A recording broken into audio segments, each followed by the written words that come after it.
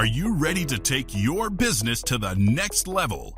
Every day there are countless books and articles that are published offering the key on how to make your business a success. It's easy to feel overwhelmed trying to keep up and run your business.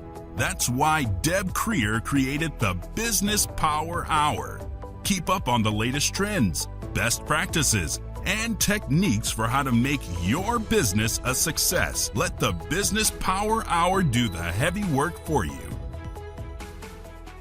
Good morning, good morning. I am Deb Creer, and I am passionate about giving professionals the tools that they need to make themselves and their businesses as successful as possible.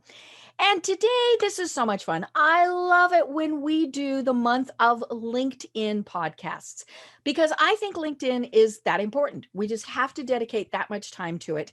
And there's so much great information out there. I mean, because people now use LinkedIn for so many different things. But of course, what we're using LinkedIn for is to connect with other people and build relationships. And my guest, this is so much fun. I love this so much. He and I connected because of my LinkedIn podcast. And we have now become friends. And that was several years ago. And, it's so much fun. So not only business associates, but friends. And that really is the power of all of this. And so please join me in welcoming Adam Ligeralde to our program today. Welcome, Adam. Hey, good morning. Good morning. Thank you for having me. I love it. I love it.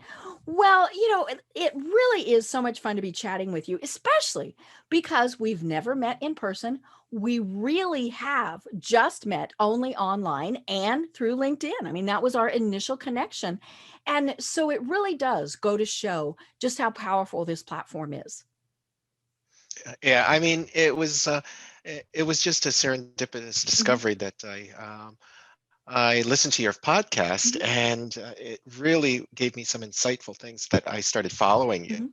And then I connected with you. Right. And then we started to get to know each other. And during this pandemic shutdown, it was one of those things that we started networking even more.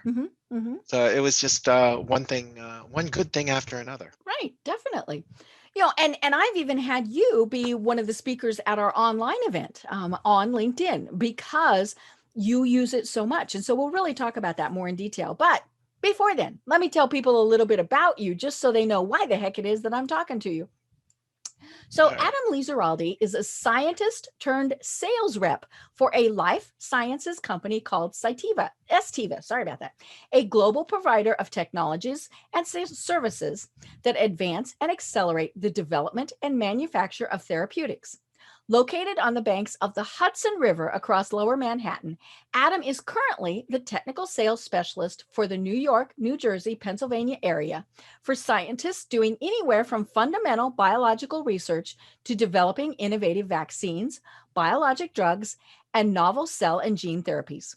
His fundamental role is to supply the tools and services that the researchers need to work better, faster, and safer, leading to better patient outcomes. Adam's path into sales was circuitous and serendipitous in his 29 years in the company, starting out in the lab to technical support and then to marketing and field applications before becoming the New York City sales rep.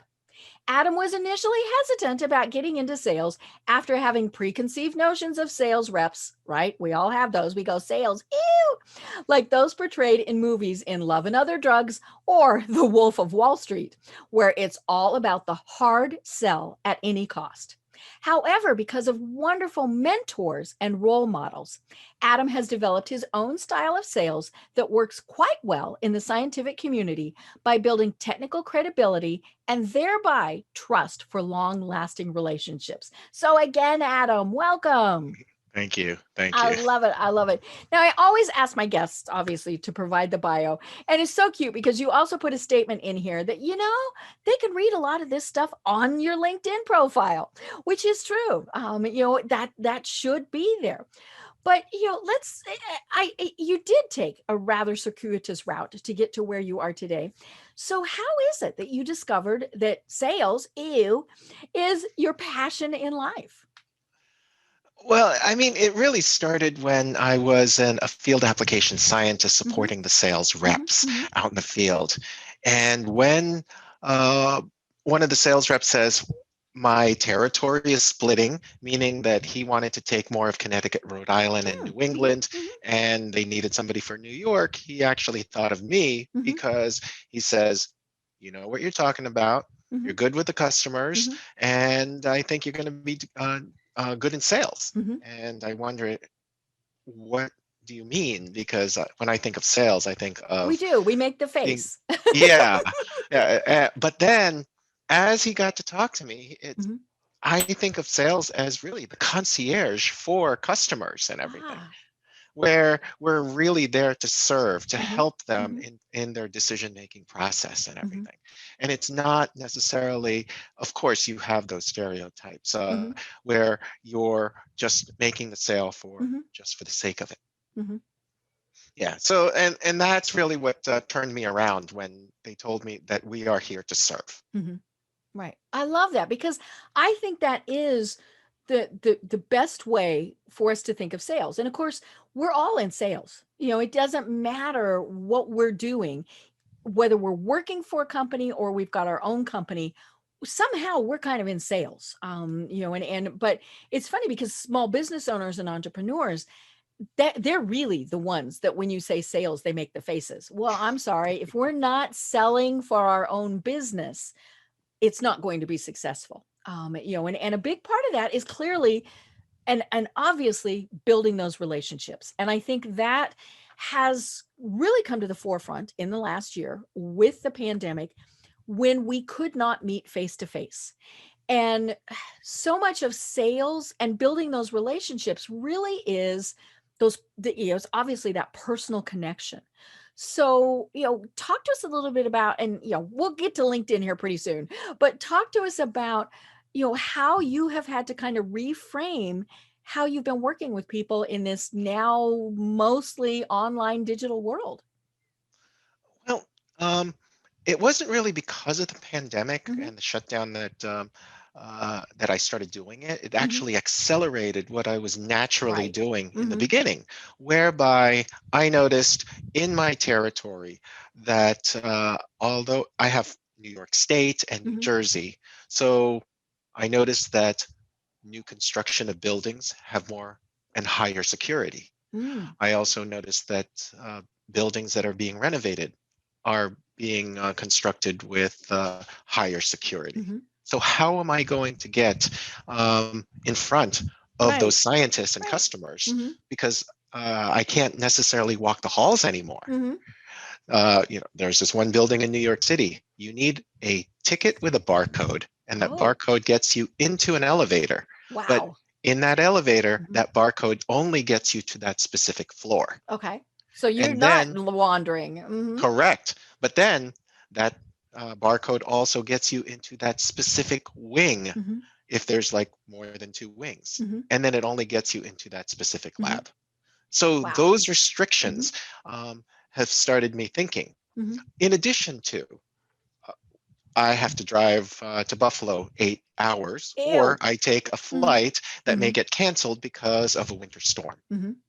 And therefore, being online, Hmm. having an online presence and a digital footprint has given me an advantage Hmm. of democratizing things Hmm. and evening the playing field Hmm. where time and space no longer Right. matters as much. Hmm. So I could Right. reach the customer in a Hmm. digital fashion, whether geographically Hmm. or whether in a restricted Hmm. space. Right. And so the pandemic has definitely accelerated all that for me. Right. I would imagine that companies really going forward are going to think, okay, we can spend thousands of dollars a year on travel, or we can make sure that for a pittance of that amount, our sales staff has great technology, and are able to conduct online, type of meetings. And, I mean, aside from anything, as you mentioned, it's just such a time saver. We're not driving, even if it's just the half hour bits here and there. But spending half a day flying, all of these various things, and when you fly a great distance, then usually you spend the night. So your hour meeting might actually have lost you 2 days. And so companies are really, as you said, this has just sped up that process because they figured out this is so much better. Clearly there are still times that you have to meet in person, especially if you're showing equipment and, and things like that, but that's much further along in the process. But yeah, it's just, if somebody tells you, oh my gosh, Adam, I really need to talk to you, but I can only do it at 9 o'clock at night, then you can do that. It's not our favorite, right? But yeah, if that's what it takes, then, you put the headset on, you turn the camera on, you meet them, and we're done. And so I think online especially is taking off, as you said, because of the pandemic, but it just makes sense. Yes, I mean, I've been more productive now because I'm not commuting, and Right. therefore I could respond faster to customers, whether troubleshooting, whether responding to emails or quote requests, RFQs, things like that. However, I do say that in a post-pandemic world, I'm not discounting the face-to-face. Right. However, what I'm saying is that initially, most likely we're going to do a lot of things more virtually and digitally. And if and when we do meet face to face, those meetings need to be more impactful Right. and Much more more meaningful. productive. Correct. Correct. Right. Yeah. Because we got a lot of the chit chat, getting to know you maybe Mhm. out of the way by our online conversations to start with. Yeah, and meeting face to face can it can also solidify that relationship to move forward. It's like, okay, I've met you once or twice, and therefore we don't necessarily have to always meet all the time again. And you build that credibility Right. online. So Right. And the nice thing is then follow-up visits can just be online. And clearly, there are times still, obviously, where we do have to meet in person. But, there are, especially if somebody's got a 10-minute question or, even less. Before, we'd have to get in the car. We'd have to go see them. We'd have to fly. We'd have to do all those various things. And now it's like, hey, you got 15 minutes that we can Zoom? Sure. And if you're doing it on, say, your phone, you can walk to wherever it is and say, okay, show me on this piece of equipment what's going on, and all these various things. So online is just, it's as you said, it was starting to really go, and I think part of that was technology. We were getting better cameras, better Wi-Fi, all of those various things, but the pandemic forced it to proceed so much faster. right, and don't get me wrong that digital and virtual it should be replacing face to face. Right. It should I miss enhance the people. whole. Yeah, I miss people too. So it should enhance the relationship. It should enhance that type of know, like, and trust. Right. Right. And LinkedIn is obviously a huge part of getting to know somebody and making that initial connection. I mean, obviously it did with you and I.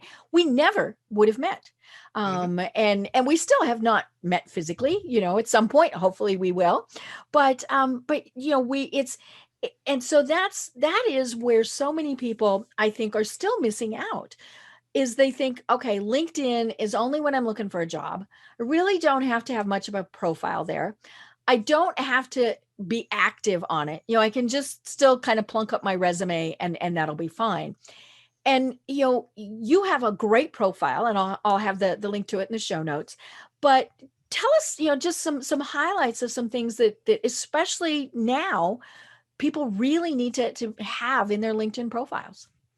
Well, I mean, as you said, alluded to that LinkedIn is no longer a static digital version of your resume as it was, let's say, when I signed up in 2004. And Right. even up until 2010, 2015, it was still kind of like that.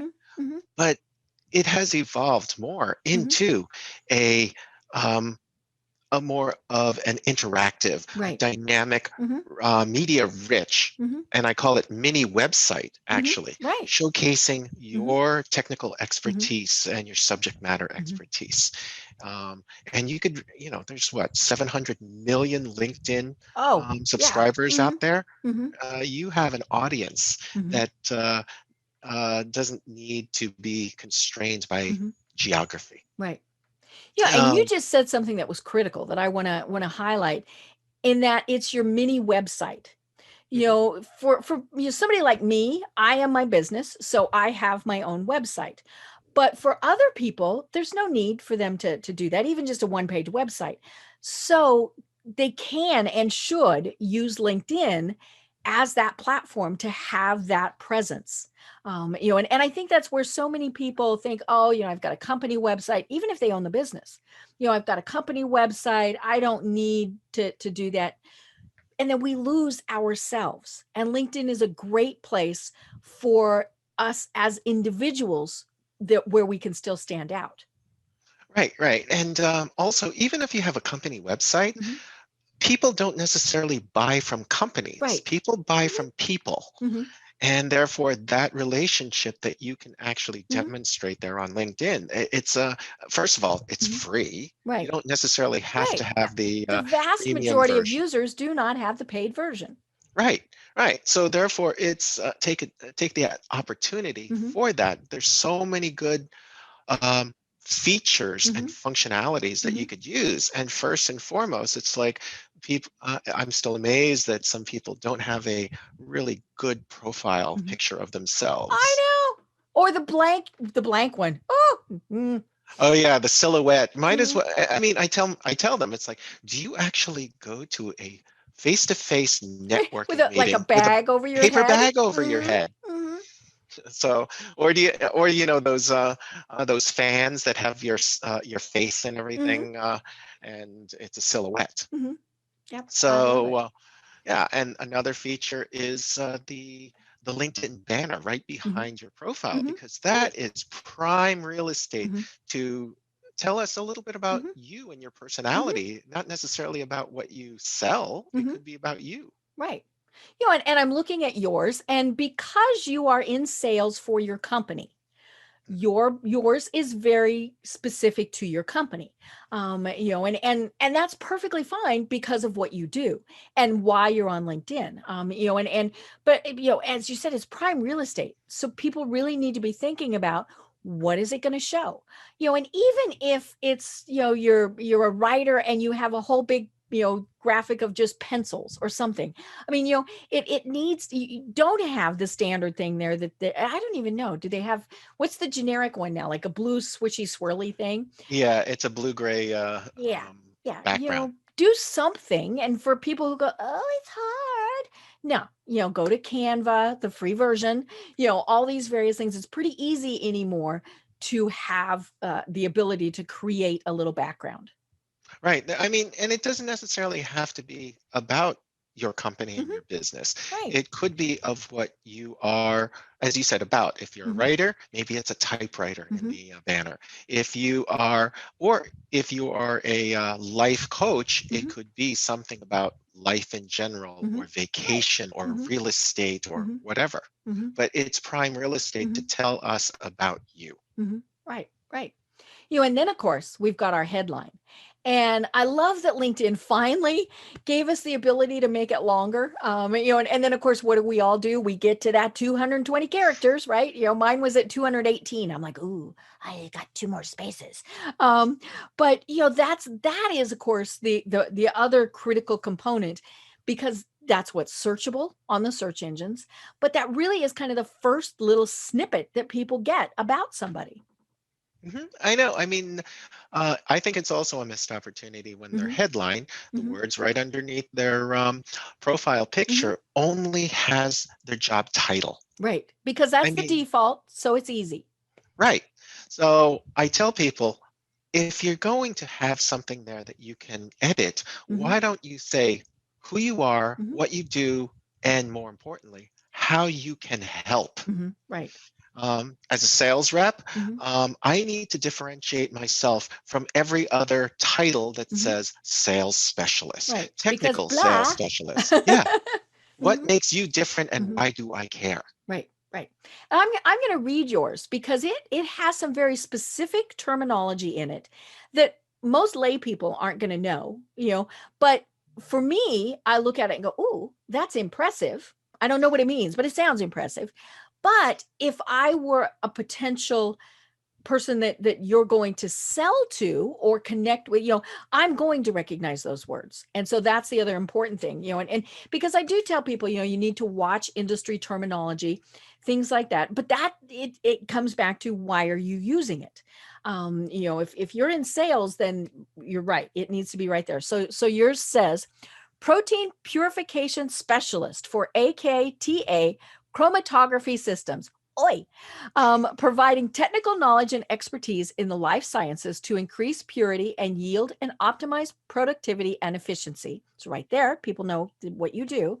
And then you say that on Clubhouse, you're the AKTA guy, and which is fun because Clubhouse is new. It's a great new, I've been on it once. It's a great new platform for people to connect, but it's also so new that the links aren't, where like in things you can put your Facebook link and all of those. And so here you've got your Clubhouse link. And so I love it. But yeah, right there, I know right away what you do. And if I'm looking for someone who does what you do, which is the important thing, I know what you do. Correct. And you really need to fashion it to who your audience is. Right. My audience are scientists. My audience are pharmas or research people, or even venture capitalists who wants to invest in the biotech. And so I use key terms and phrases like protein purification, like chromatography, and the brand name of AKTA, which is pronounced actually ekta, which is a So Swedish word. Okay. Which is the Swedish word for real, genuine, authentic. Ooh, I like that. That's why I name myself the Ekta guy, because I will give you genuine, real, authentic answers to your to the solutions that you need for your science. Perfect. I love it. I love it. And those in the industry will know those yes, key they terms. recognize that immediately. Well, and more importantly, not only do they recognize it, that is specifically what they're looking for. There's a multitude of products out there. And, obviously this is a pretty specialized industry, so it's not like there's thousands, but this is a great way to almost immediately differentiate yourself and stand out, because they're either looking for what you have or they're not looking for what you have. I mean, there's kind of no halfway. Yeah, I mean, just like when you Google something, when you search for key terms and phrases, you have to be conscientious of SEO, search engine optimization. And by putting these types of keywords and phrases in your headline only increases your chances of being found online. Right. Yeah. I can imagine that somebody who is looking for this equipment in LinkedIn search field or in Google search field, because Google does search in LinkedIn. I mean, they might put ACTA, right? Did I say it right that time? ACTA chromatography in the search field. So that's going to come up with your profile. Correct. And that's where, folks, you absolutely positively cannot have your current job title there. Because seriously, we don't care that you're president, that you're founder, that you're whatever. Nah, doesn't matter. And if you are president, CEO, and founder, what does it really mean? How do you differentiate yourself? And are you actually displaying a culture where you are attracting the best talent, where people want to be part of that culture, part of that company, because they see that you're not only attracting the best talent, you're developing and you're trying to retain the best talent. Right. And does that LinkedIn profile reflect that of you and your company? Right. Speaking of looking for talent, you and I were talking about this before we started. You have a little flag on your profile picture that says that you're hiring. And so I love that. And then, a little bit further down, you have the jobs posted. So if someone is looking for, a job and they've connected with you or, are looking to connect with you or just, looking at your, hiring.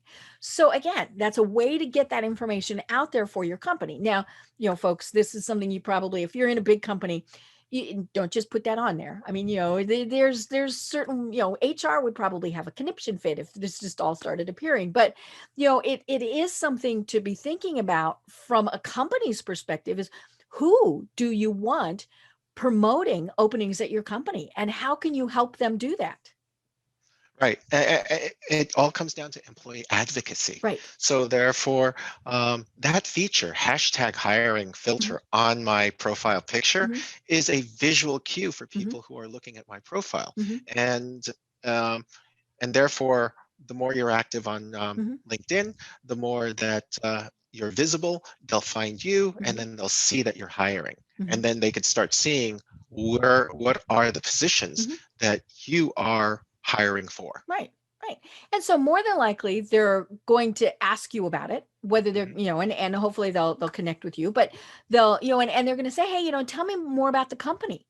What's it like working for them? Which is, of course, one of the reasons why originally we got on LinkedIn was to find jobs. And then we would search for people who are either currently work there or formerly worked there and ask them questions about the company.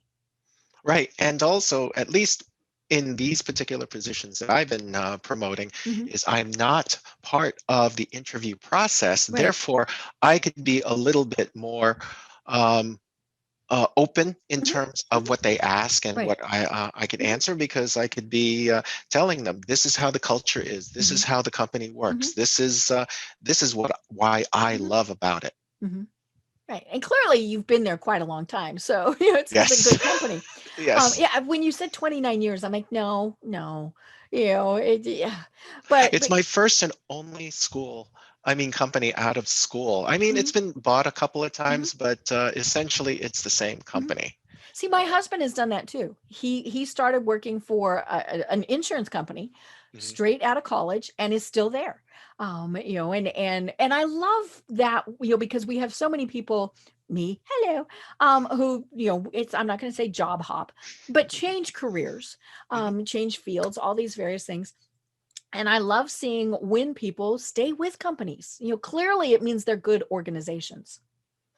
And also at the same time, I love what I do, but more Hmm. importantly, I love who I work with. Right. And the leadership and the management have been very good to me throughout Hmm. the years and everything, where, you know, if there has been any Hmm. toxic areas of the company and everything, I go towards the people who are really Hmm. positive, Right. and it really has gotten me through a lot of things. Hmm. So it's the people that has made the Hmm. difference for Right. me. Oh yeah. And I mean it's that way everywhere. And back to the pandemic. I mean that is the one thing that we're missing is we're not able to meet with our coworkers. We're starting to again, all those various things. It's funny, I've for a year I have said companies are going to love the fact that they can send everybody to work from home. They're not going to have these big office spaces. They're not going to have to pay that rent, blah, blah, blah, blah, blah. And now I'm rethinking that because I think we're going to end up with a lot of hybrids Hmm. because people still need to see each other and be in place with them. So it might be that you're in an office 2 days a week and you're home 3 days a week, or all those various things. So I think companies are still going to need those spaces. You might not have a dedicated desk anymore, but I think it's going to be I think hybrid really is going to be what happens going forward. Oh, yeah, I mean, collaboration is great online, but Hmm. collaboration is even, I think, better when Hmm. we are all together, just Right. because not only are you seeing whatever is in that frame of Hmm. Zoom, Hmm. but when you're face to face, you have that peripheral Right. vision. Hmm. It's like, oh, from the corner of your eye, you Hmm. see somebody who wanting to raise their hand or Right. wanting to say Hmm. something, or you hear a little whisper Hmm. say, it's like, oh, that's a good idea. Hmm. Why don't you share it with the rest of the group? Hmm. Right. Or we miss the eye rolls, you Oh, know, yes. and all of those various things. The whole body language thing of only seeing people from the couple inches below the shoulder up.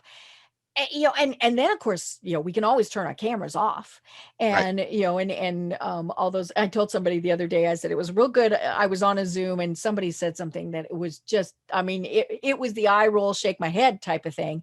Mhm. And luckily I had my camera off because it probably would have been pretty hard for me to have not done eye roll, shake my head. But yeah, we need that in person. And so I think we're going to come back to that. Mhm. I agree. Totally agree. Yeah. Now, one of the other things, and oh my gosh, we're at the halfway mark already.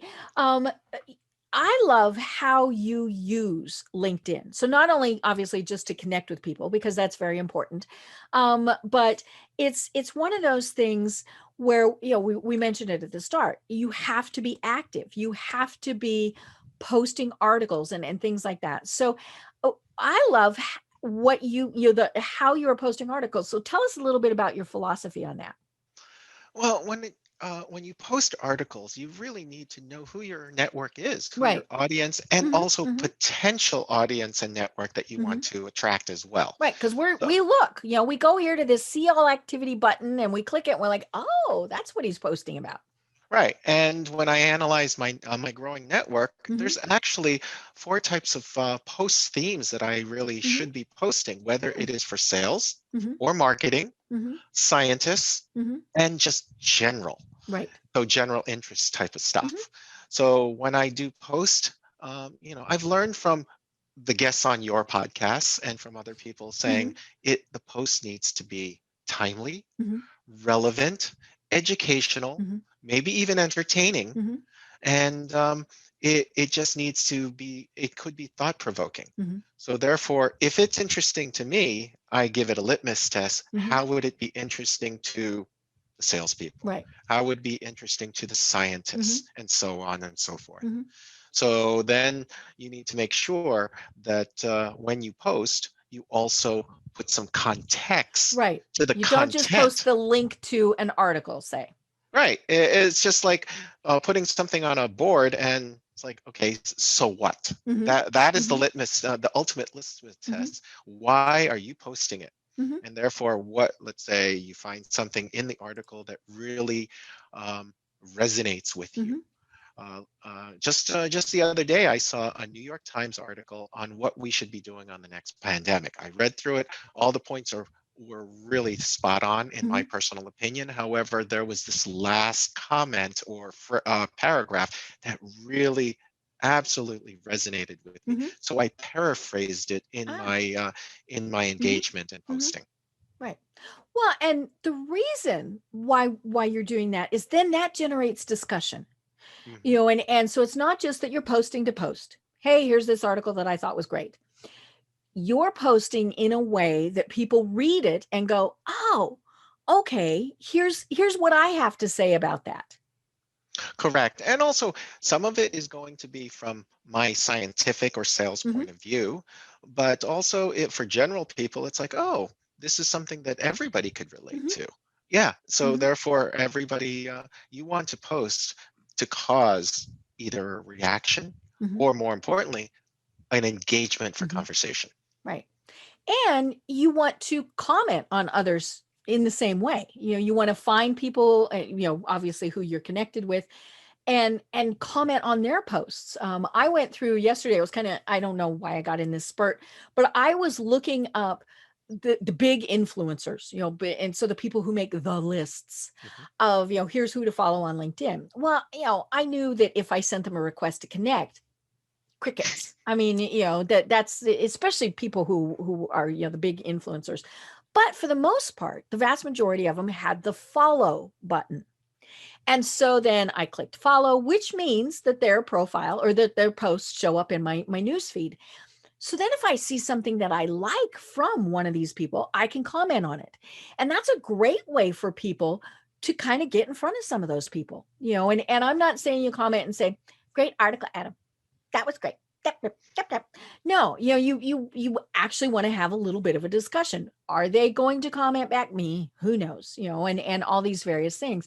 But it is a kind of an almost a roundabout way to be introducing yourself to some of these people. Plus, this is great information, and more importantly, other people who are there are seeing your comments also. Absolutely. It's not just the Hmm. influencer that you want to get their attention, Hmm. but the people who follow them, who are Hmm. connected to them. Right. And therefore, just like a world wide web, Hmm. you are going to be seen. You're increasing your digital footprint, Hmm. and if somebody resonates with you, then the conversation can continue. Hmm. Hmm. Right. And it's it really is, as we keep saying, it's how we start building our networks. And I tell people all the time, think of it as how you would act if you went to an in-person networking thing. You might walk up and join in someone's conversation that's already happening.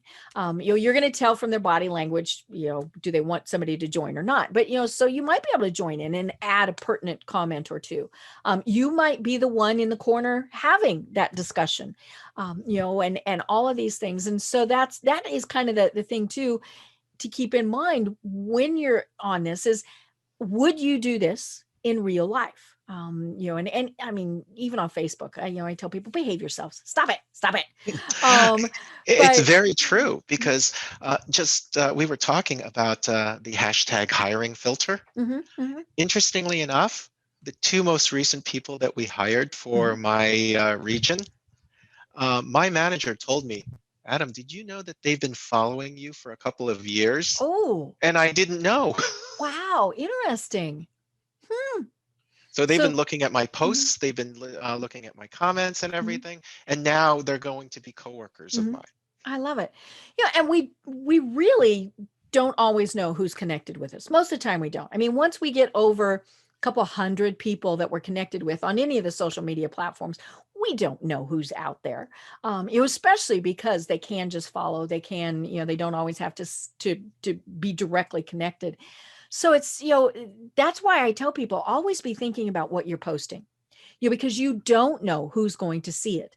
Now on LinkedIn, it is pretty much what's there is there. On Facebook, you can say, okay, only friends see it, and all these various things, and so you can filter it down a bit.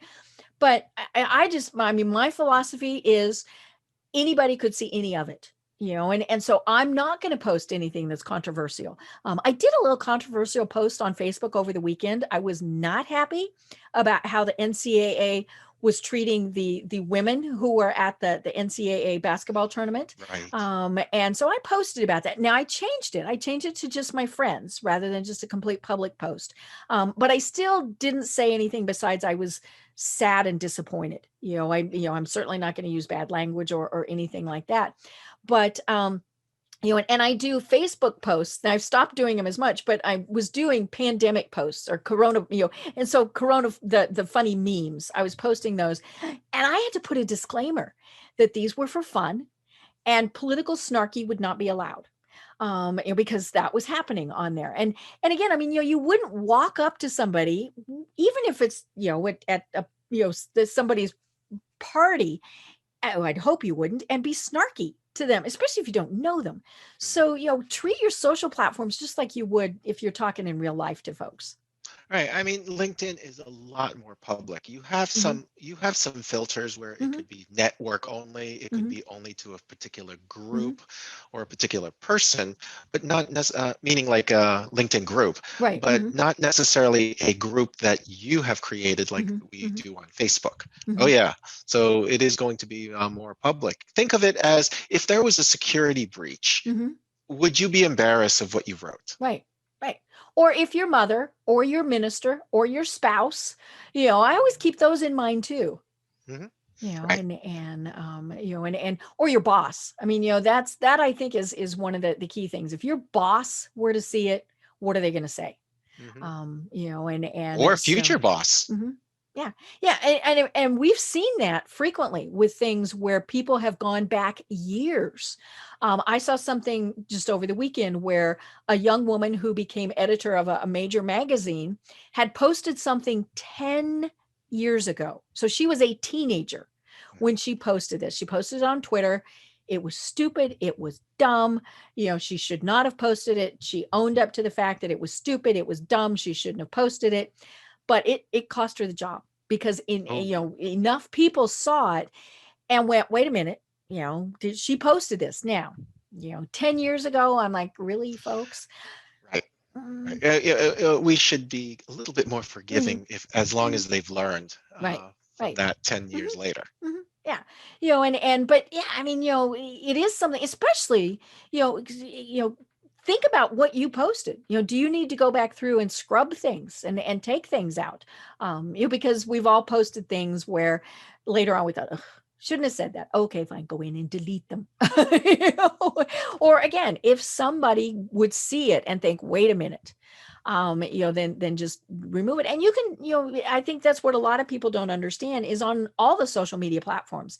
You wrote it, you can delete it. Whether it's a comment, whether it's a full post, all these various things, and you can edit them too. But yeah, just if it's going to be questionable, just go in and delete it. Obviously don't post it to start with, but if you did, you can always make it go away. Right, and that's why the content of the posts that Mhm. you put online, Mhm. the way you curate the subject matters Mhm. should be also the way you curate how you post, Right. you curate your network, and you Mhm. also curate your profile. Mhm. Mhm. Right. And I think that's one of the things that is so good about LinkedIn is for the most part, people really are posting very professionally.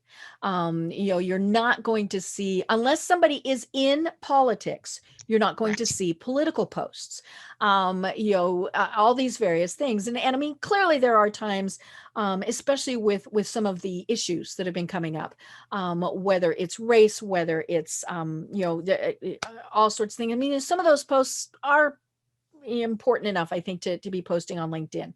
But it's a great way. So I'm looking at my post right now. So I just went to LinkedIn.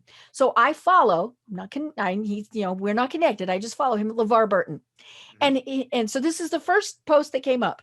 It's from him. It's a picture of him and Mr. Rogers, and it says, "Happy birthday, Fred. He would have been 93 years old today."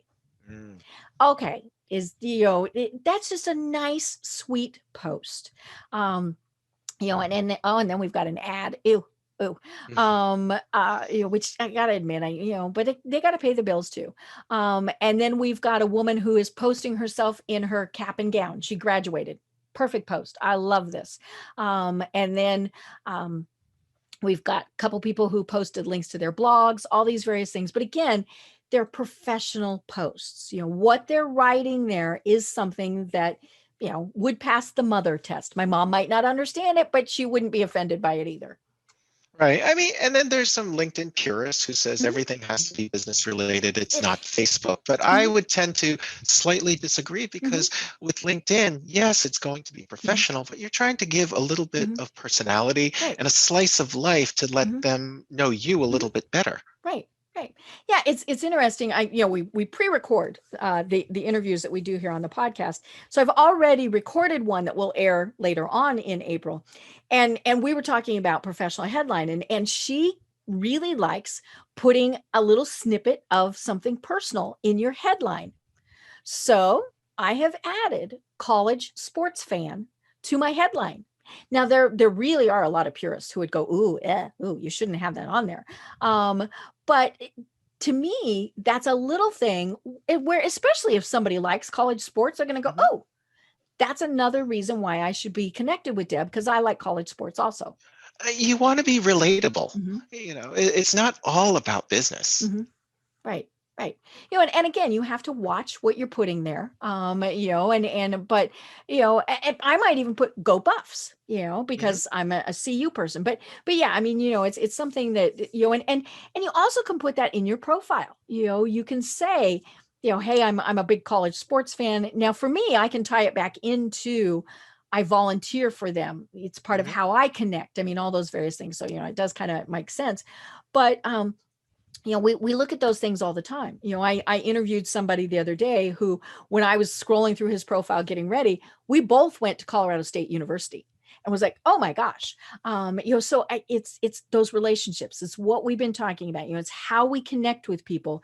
And that's why we also want to have more details in there, not just that you went to this university or you had this job. You want that information. And it's interesting. I noticed on your profile, you include your high school.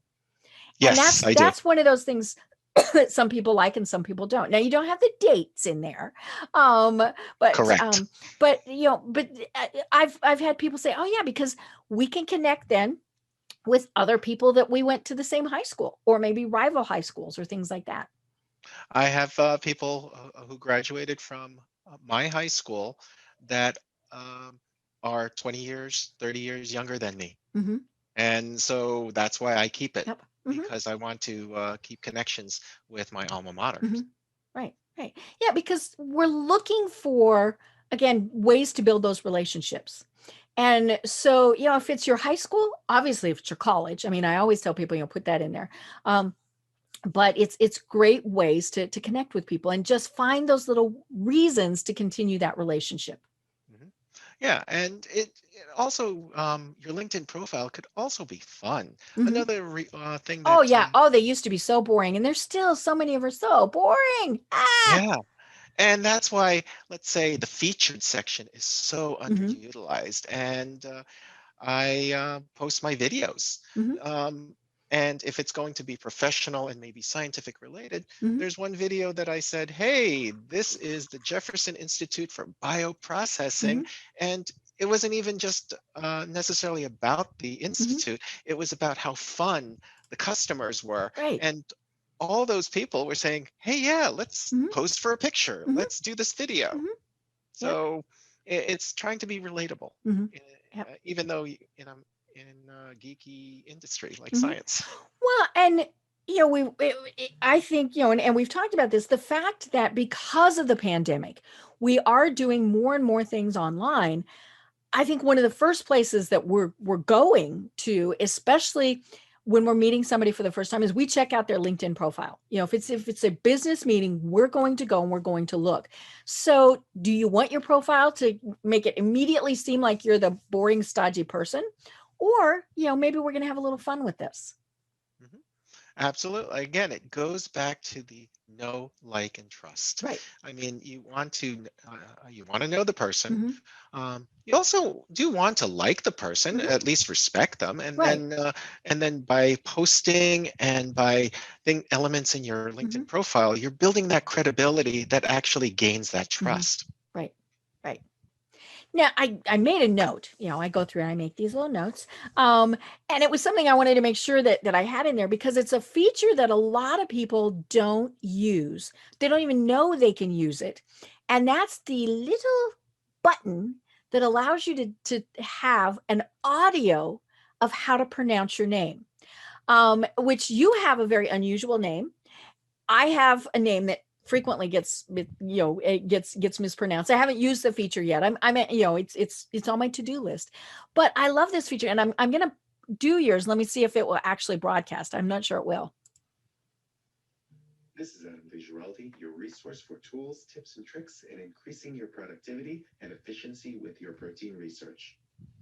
Yay, cool. So not only did you say how to say your name, because most people would just say, you pronounce my name, Creer, and then I'd leave it at that. You used it as a quick, tiny little introduction to yourself. Absolutely, because you have 10 seconds Hmm. to capture someone's attention Hmm. as well as differentiate yourself. So yes, I have a unique last name, Hmm. especially. So therefore, leverage the audio Hmm. feature. However, that's only going to take maybe 3 seconds. Hmm. You have 7 seconds left Hmm. that you can talk a little bit about, what you do, who Hmm. you are, and how you help. Right. So might as well use it. It's kind of like a short elevator Hmm. speech. Hmm. Right. And as you said, you've got that space. Why not use it? Now, I'm going to make the grand assumption that, right now it's 10 seconds, right? Hmm. I'm guessing LinkedIn is going to figure out, okay, this is a nice little feature. We are going to give people the opportunity to do their 30-second elevator pitch. Because they do keep expanding everything as they go. So eventually that probably will be a little bit longer, Hmm. but take advantage of it, folks. Now you have to record it from a smartphone, correct? Correct. Right now, it is only from a smartphone. Okay, so from the app, but it plays on the desktop too. So that was what is cool about it. So are there any other little features that people don't always know that they can use or even exist? Well, I mean, we talked about the featured section where you Hmm. want to highlight, let's say, if you're a sales rep, highlight Hmm. maybe some promotions Hmm. or highlight milestones in the Hmm. company or milestones in your career, or things like that. Hmm. So that's a missed Hmm. opportunity. Another thing from a salesperson's point of view, the contact info Yes. link Mm-hmm. is another missed opportunity, Mm-hmm. whereby, okay, a potential customer finds you. Mm-hmm. They like what you're talking about and posting, and they like to know a little bit more about your product. Mm-hmm. How are they going to get in contact with you? Mm-hmm. You want to make it as easy as possible Mm-hmm. to have them get in contact with you. Right. Yes, I get some pushback from my colleagues saying, well, I'm going to get recruiters, I'm going to get all this spam. And I said, well, I'm a sales rep. I Mm-hmm. want customers to get to me. Right. And we have this technology Mm-hmm. called delete button. Yes. Mm-hmm. So it's not a big deal for Mm-hmm. me if I get a spammy email, Mm-hmm. in mail, or a And we call. get It's like, spammy emails that are tied to LinkedIn anyway. So, correct. you So know. it's like, I would Mm-hmm. love, I wanted to make it as easy as possible for Mm-hmm. the customer to connect with Mm-hmm. me and not my competitor. Mm-hmm. Right. Right. Now, here's a feature that I just noticed. And so I clicked on more on yours. And I've never seen this before. So I don't know. It's fairly new, but I don't know if it's on every profile. And it's give kudos. And so if I click on that, it says, thank you, Adam. And then it gives me several options. I can give you kudos just to say thank you, going above and beyond, inspirational leader, team player, great job, making work fun, amazing mentor, outside the box thinker, great presentation, or making an impact. And then it shares in a post. So, hey, that's a cool way to reach out to somebody and say, oh my gosh, this is so much fun. Yeah, it's a great way to break the ice, or Mhm. just to break up the monotony of Right. these professional posts, Mhm. as well as at the same time, if they are in your company, Mhm. it's really saying something about Mhm. you, your coworker, and Mhm. your company, about that culture Mhm. of supporting each other. Or if it's outside of your company, it's about the network that you Mhm. have. Right. Oh yeah, it's a feature Mhm. that people use Mhm. many times. Right. And I've been going through, and this is something fairly recent that I've been doing, and looking at people that I haven't been in contact with for a while, and I've been reaching out to them. But more importantly, when I get a request to connect from someone, and typically I almost always go to their profile just to look and see. But if they look like somebody that I want to get to know more about, I'm immediately telling them, hey, I would love to learn more about you. Let's do a Zoom. And so we're having that face to face, and I'm only doing it for maybe one or two people a week, so this is not a huge thing. I've made some great connections with people the last couple of weeks just by doing that. And I was very obviously careful with who I sent it to, but it was it's back to the same thing with you're at a networking event, you get somebody's business card, you've chatted with him, and you say, oh my gosh, Adam, let's get together next week for coffee. Same thing. Mhm. Yeah, I mean, it's just a great method of networking Hmm. with people, and increasing not only your network, but Hmm. also your knowledge of other subject matters that Hmm. you may want to get to know. Hmm. Right. So, and speaking of increasing your knowledge and space, another feature that I forgot to mention is other languages. Did you Right. Oh know yes. that you can actually uh, put other tabs Hmm. where you could translate or put the Hmm. translations of your LinkedIn profile Hmm. into that language? So Right. let's say, for And example, most LinkedIn users are not in the United States. So correct, if you can correct. expand what you do outside the US, this is a great feature. For people who have that global type of Hmm. job, that's great. Hmm. However, even in just the New York City area itself, for me, Hmm. people speak Spanish, Right. people speak Chinese. Hmm. So therefore, I use that. Of Hmm. course, yo puedo hablar español muy fluidamente. I could speak Spanish more fluently, so I Hmm. could actually conduct business in Hmm. Spanish. But when I walk into a lab full of scientists, Hmm. they're all Asian, and they assume that I'm Chinese, Right. and then they Hmm. greet me and they go, ni hao. And then I said, washu mi guarin, meaning I am American. Hmm. And Yes. then they just, it's like, oh, okay. Hmm. But Hmm. in order to make them feel comfortable, I translate mine in Chinese. Hmm. Right. And I'm assuming it's one of these things you probably still should double check, so Correct. that, because some translation programs, and especially because, in your about section, you might have put a joke in or something fun. I mean, so double check those things. But yeah, it's a great way to be able to be more inclusive.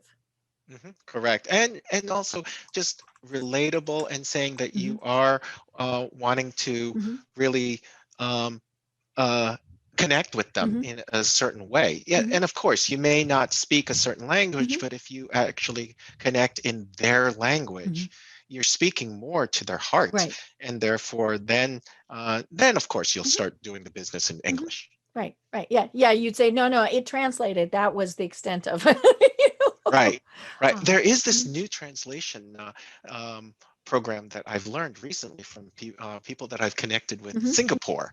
It's called DEEPL.com, and Deeple. Hmm. DeepL. So Mhm. therefore, I'm finding out the Chinese translations on Mhm. those are much better than Google Translate for some Mm. reason. When Hmm. I tested it out on my Mhm. coworkers, they said, "Oh, wow, this is Mhm. actually pretty good." Right. So I love it. I yeah, love it. as you said, Yeah. you need to make Mhm. sure what you Mhm. translates Yeah. We didn't just say, well. your mother wears army boots. Correct, Oh, correct. cool. I love it. Well, oh my gosh, Adam, we're almost done. We could just chat forever, because this is so much fun. But it really is, and we've said it several times, because of the pandemic, we're online more and more. So it's absolutely critical that your LinkedIn profile is as optimized as it possibly can be. Correct. But when people think of their LinkedIn profile, they really need to have a change in mindset. Hmm. And also at the same time, when people say digital transformation, the Hmm. term, they focus too much on the digital Hmm. and not the transformation. Right. And LinkedIn has transformed Hmm. from that static Hmm. resume looking thing Right. to a dynamic Hmm. mini website. Hmm.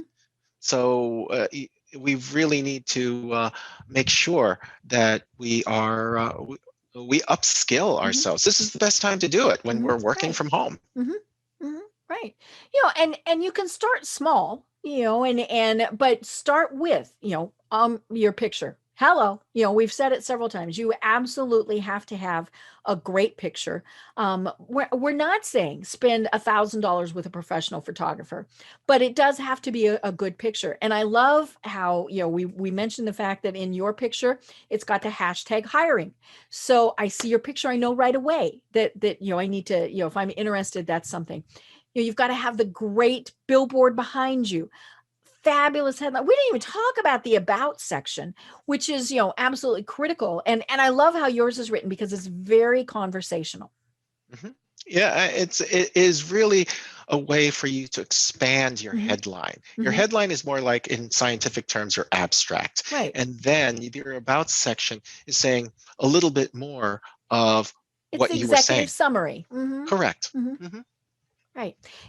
And to me, when we read and we get through those four things, then we determine, okay, I want to read more. Hmm. So that's where we look at experience. That's where we look at volunteer. I mean, all of those various things. But, it's also the fact that if I have seen enough just in those four things, so your headline, your photo, and your billboard and your about section, if I've seen enough there to know I want to connect with somebody, then I don't need to read further. And so that's the key, is to put enough there so that people go, oh, Adam was great. I really want to connect with Adam. And there's so much there Hmm. to basically see if you Hmm. could relate to them, Hmm. because there's other things like other LinkedIn groups, as you Hmm. said, volunteers, Right. like you raise beagles and train beagles and Hmm. show beagles, and my brother had a beagle Hmm. for you know Right. 13 Hmm. years. Yeah. So So right there, we've got something to talk about. mhm, Hmm. I right. love it. I love it. Well, oh my gosh, Adam, this has been so much fun. And so, one of the things, and we'll put your LinkedIn connection in the show notes, but how do people connect you and find you? Many times it would be through LinkedIn, Hmm.